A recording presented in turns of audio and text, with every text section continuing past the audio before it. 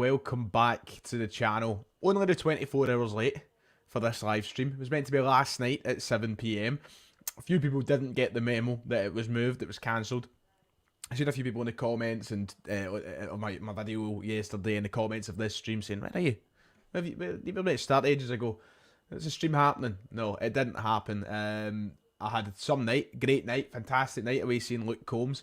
Favourite artist in the world. I was not passing up the opportunity. So I got a ticket at the last minute, had to make that happen. So apologies, we are now here tonight to have that wee catch up that I wanted to.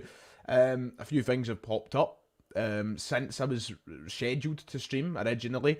If you haven't seen it already, I have already uploaded a video today talking about the links with Andre Lunin, the Real Madrid goalkeeper.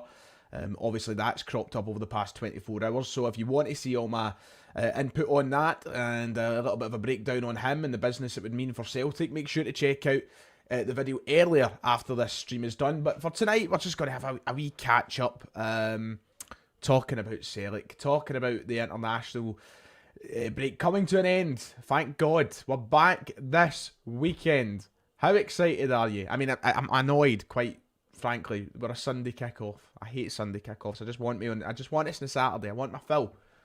And we've got to wait till Sunday now to head to Tynecastle. And what's going to be a tricky game for Celtic, a place where, of course, in the past, Brendan Rodgers has had his struggles. So hopefully this time round, there's no struggles, and hopefully we continue our great start to the league campaign. But hello, welcome in, everybody. I'd imagine there won't be too many people in tonight with the Scotland game kicking off in 45 minutes' time. Big game. Friendly game, doesn't mean much, but big game as we take on France, the World Cup runners-up. Arguably the best international side in world football. You look at that team and wow, it's absolutely nuts. And in case anybody is wondering, before I get into you, let's have a look at the Scotland team. Not that I'm here to talk about the Scotland game or break down the Scotland game, but just in relation to Celtic, let's have a look at this team, because one thing pleases me about this starting 11 for tonight, and that is the fact that Callum McGregor has been left on the bench, which is fantastic news because he needs a break. I said this last week on, I think it was the live stream I done last week, or one of my videos anyway. I said I want Callum McGregor to be rested when it comes to playing France. Because he's played so much football, and he doesn't need to be playing in a meaningless friendly.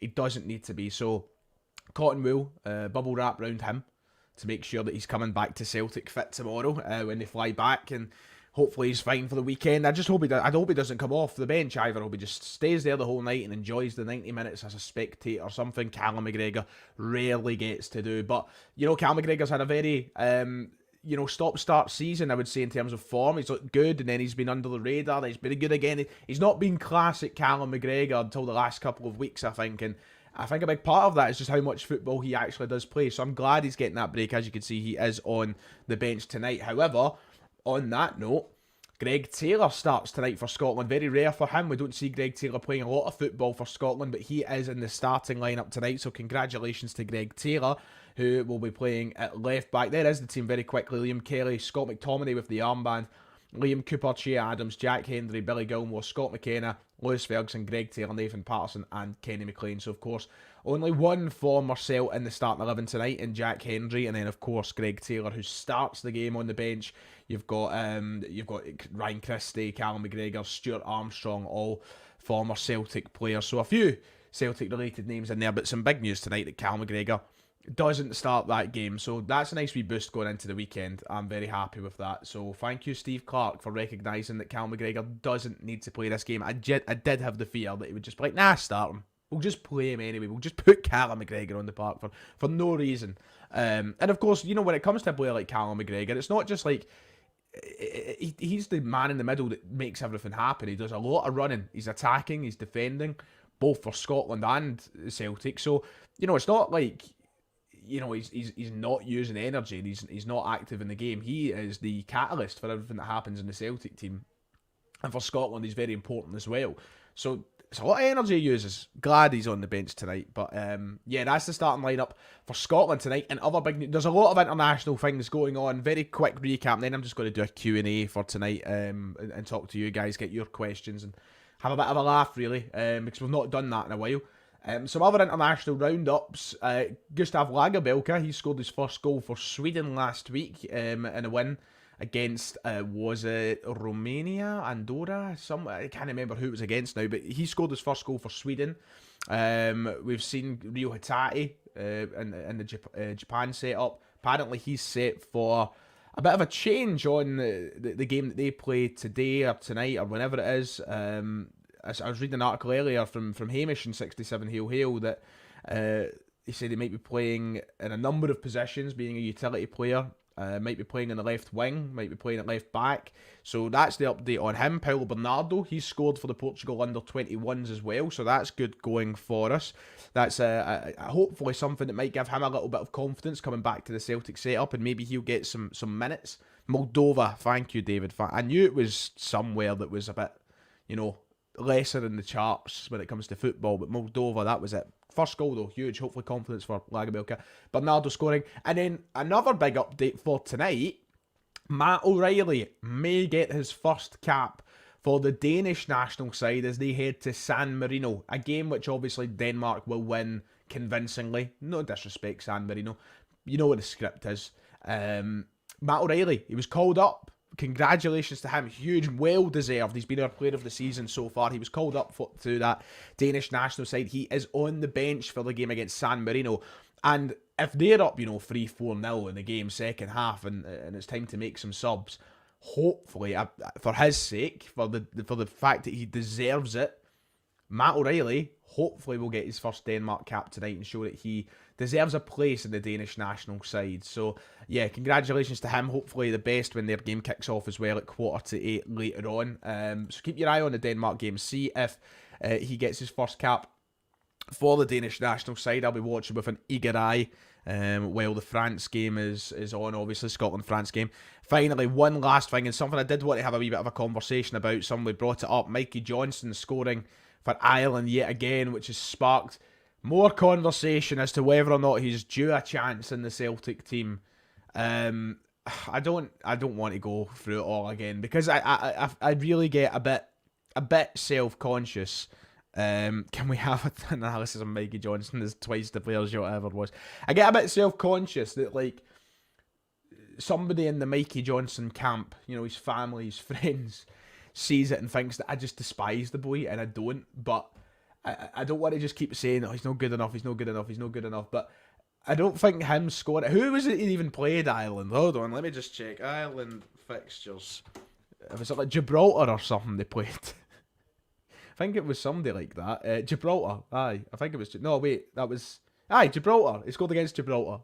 Again, I think it was Gibraltar the last time when all that conversation kicked off.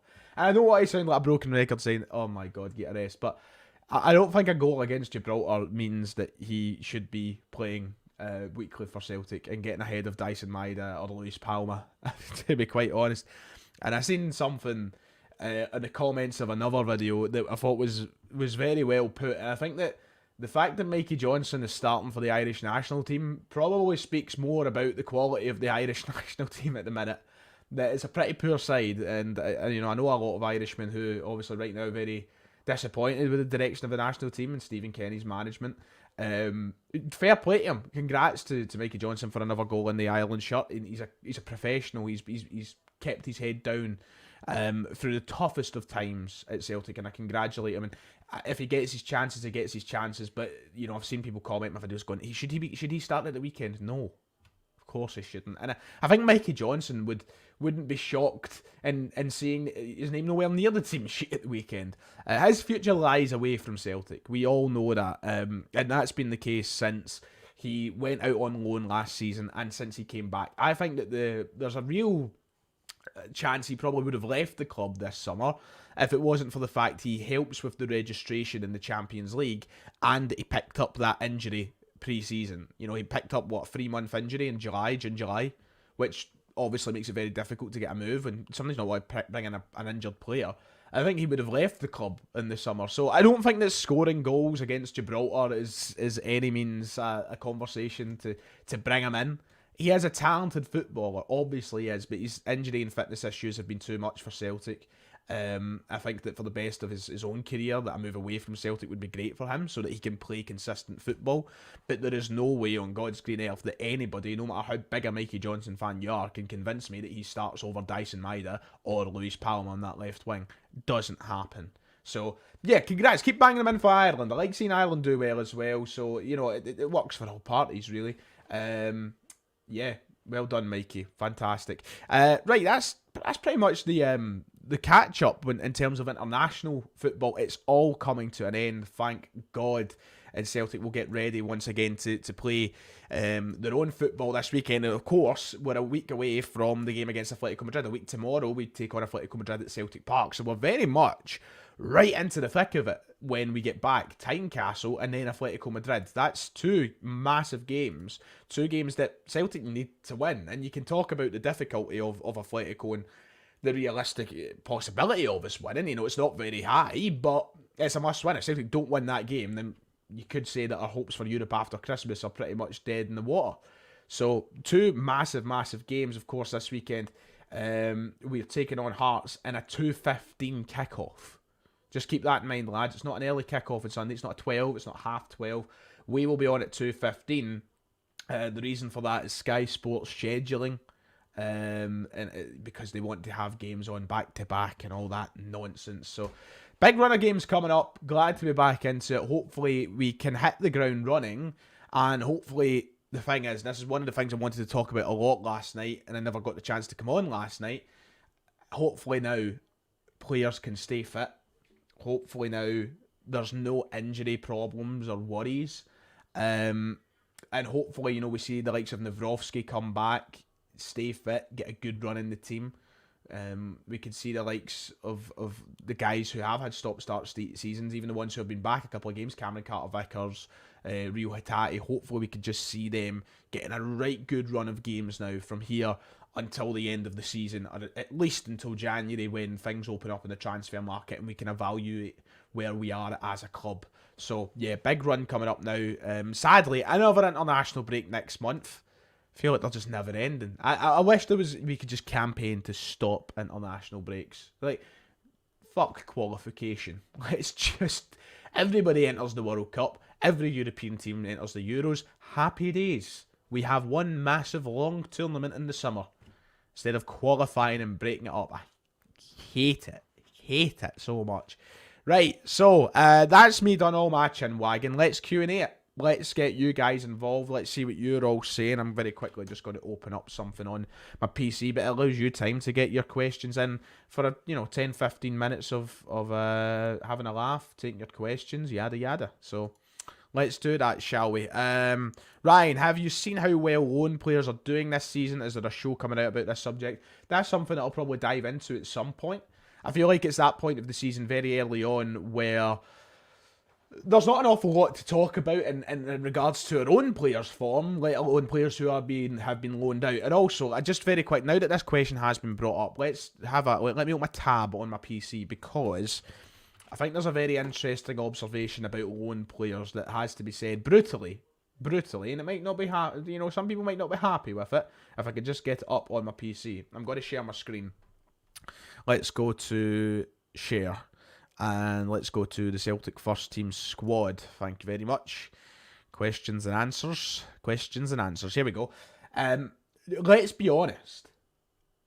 These loan players, how many of them have a future at the club? I don't think an awful lot. I think it's a couple of them are far too young. Matthew Anderson, Bosun Lawal, Ben McPherson, and Johnny Kenny, for example, are far too young. Ben Summers, maybe as well in that bracket.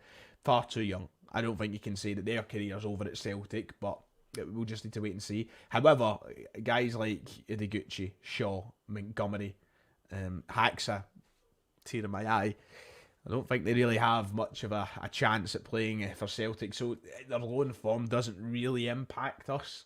I think that they'll probably be players that maybe at the end of their contracts or eventually will move on. I'm not too sure about Toby Oluwayemi. He's once again another guy who's quite young, but the goalkeeping department is like we go and sign an Andre Lunin, then what use is Oluyemi going to have here? He'll probably want to go and play football somewhere. So that's why I've not brought him into that conversation. But just a lot of those players, as fun as it is to evaluate their form and talk about them anyway, and it does impact Celtic. Let's be real, not an awful lot of them will have a career at the club. David says, I hope we go for Lunin rather. And by the way, if I miss your question, just feel free to spam it, and if I get round to it, I get round to it. David says, I hope we go for Lunin rather than Kelleher, even though Kelleher is doing well in your career mode. Yeah, I would take any of the two. I think that Lunin has probably played more first team football, and it's like, they're pretty even levels, aren't they? Like Liverpool and Real Madrid, they're pretty, they're two of the top 5 clubs in world football, playing in the 2 best leagues in world football. But I think Lunin probably edges Kelleher on the experience ever so slightly. So I'd probably prefer Lunin as well, but for that reason. But I know a lot of people are obviously interested in Quaven Kelleher, so we'll wait and see. Why do you think Rocco Vata hasn't got any first team minutes recently? Probably just because he's not good enough. And I don't mean that in a harsh way, but if he was good enough, he'd find his way into the team. He'd get a shot off the bench. Obviously, the manager sees a really distinct gulf in class between Rocco Vata and anybody else that's playing. I know it's easy for us to say, I'd love to see Rocco Vata get a chance. Trust me, I would. It's very easy for us to sit here and go, Vata should get a chance. But there's a reason he's not. And that's because he's not ready. And if the manager doesn't think he's ready, there's obviously evidence to suggest that. When he is ready, I'm sure he will get chances. But I think that's the only reason. Just because I think the brutal truth is he's probably not bridged that gap between, where he is now. And people will say, but he should be getting a chance over Forrest. And I agree with that. I would like to see the future get a chance over James Forrest, who's just James Forrest. But if there is a significant gulf in class, then I understand why he isn't getting played. Because, it's, at the end of the day, it's early stages in the season. I mean, yeah, he might be able to offer more than Forrest. But have we got the evidence of that yet? I mean, the B team, yeah. And the first team, not quite. Hopefully he gets his chances. We're just at a very competitive stage of the season right now. Like, yeah, we're 7 clear, but the league's not done. So, you're not going to suddenly take out... I know Abada's injured, right? But for talking's sake, you're not going to take out an Abada, a Palma, a Maida, potentially Telio coming in.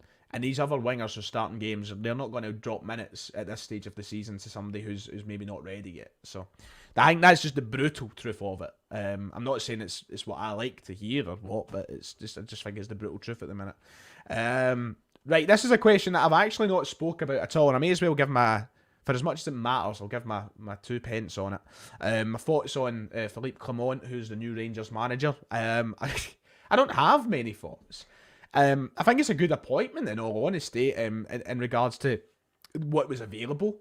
I think that there was a lot of managers out there who I would have laughed at if they were given the job, aka Frank Lampard. It's better than that. This is a guy who's won the Belgian First Division, 3 times. Things kind of went tipsy-turvy, tits up for him at Monaco. It didn't go really well there, but he looks okay. I think that Rangers' problems lie well beyond the manager, in my opinion, and obviously he's been brought in to maybe try and challenge that and change that, but I think that Rangers are in a state from head to toe at the minute, from boardroom to pitch. So I don't know if a manager's going to be able to fix that straight away. It's an upgrade on Michael Beale. Anybody was going to be an upgrade on Michael Beale. He was a joke to call himself a manager. I'm actually really fascinated to see what happens with Michael Beale's career next, because I think he's shown himself up for the clown that he is at Rangers. And how do you recover from that?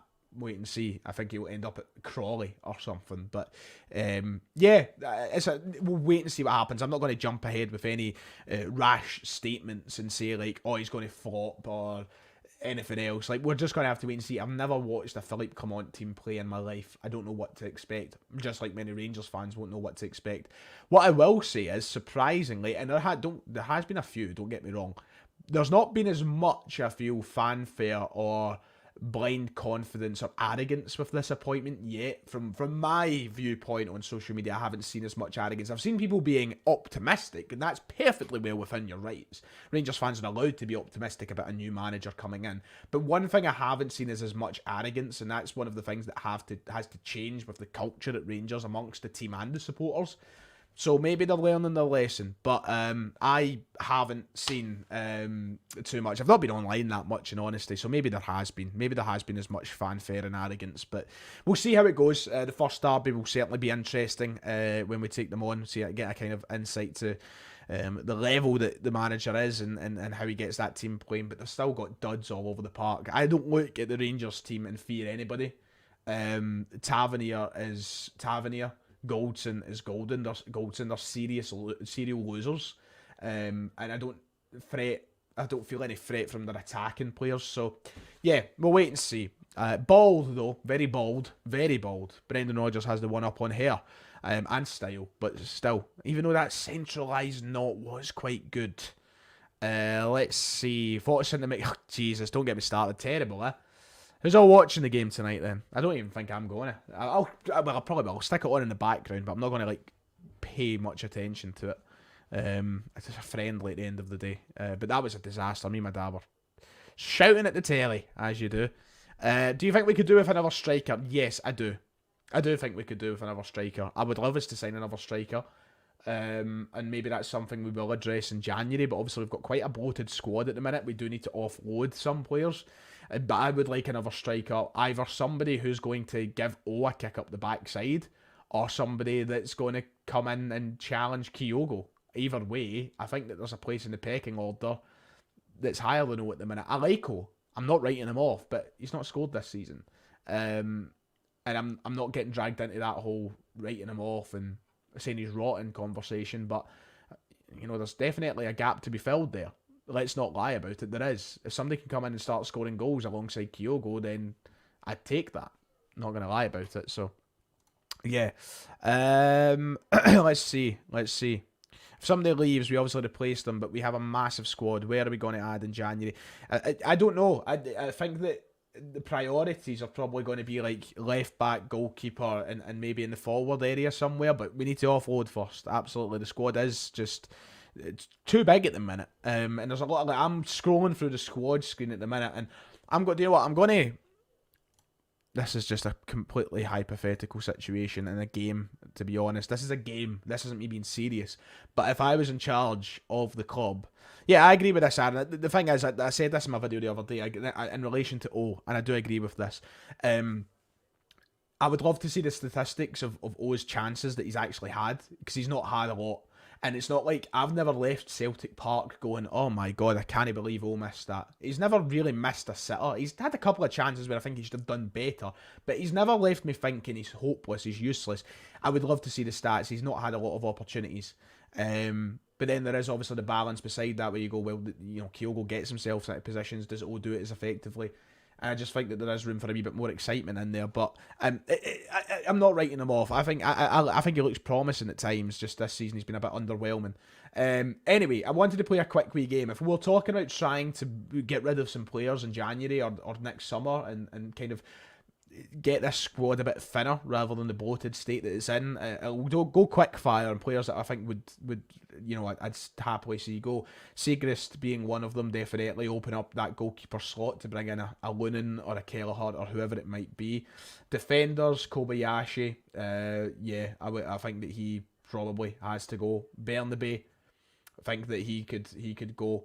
Aside from that, and then obviously Nat Phillips could go because he's only on loan till January anyway. So you're talking about Bernabe, Phillips, and Kobayashi maybe, that I'm absolutely fine with going. Phillips, if he does well, I wouldn't mind see stay either, but it is only a deal till January. Midfield, let's not even talk. McCarthy's not even involved. Quan, I mean, can we even count him? I mean, you know, I think in the midfield, there's not a lot of players where I'm like, oh, yeah, they could go, or I'm happy to see them go. Because these two, realistically, aren't even registered for the Champions League. So it doesn't really matter. The rest are. And there's none that I'm like, oh, yeah, they should go. Pardon me, forwards. Johnston. That's about it, really. So, you know, there is only a handful of players who I think are dead certs for, like, you know, offloading. So it's a difficult situation to be in. Thank you for the donation, Mr. Celtic, with £5 saying, do you think it will be Rangers getting better for Celtic? Do you think it will take Rangers, getting better for Celtic to take the next step in Europe? I think that's definitely a part of it. Let's not beat around the bush and say it's not. I think that when both teams are at their best, it makes each other better. It makes Celtic better. It makes the board act better. it gives you a bit of hunger. So that definitely does have a little bit of a say in it and a part in it, but we shouldn't be relying on that. We shouldn't be relying on Rangers to get better for us to get better. We should just be getting better because we want to be the best we can be. Sadly, we've not got a board or people in charge of the club who I think share the same ambition as the supporters, which is the annoying thing. But yeah. Wizard Mortal, thank you for the £2. Your Twitter handle and the intro needs update. I know. I'm going to try and get round to it sometime. I didn't actually make my intro. Well, I made part of it.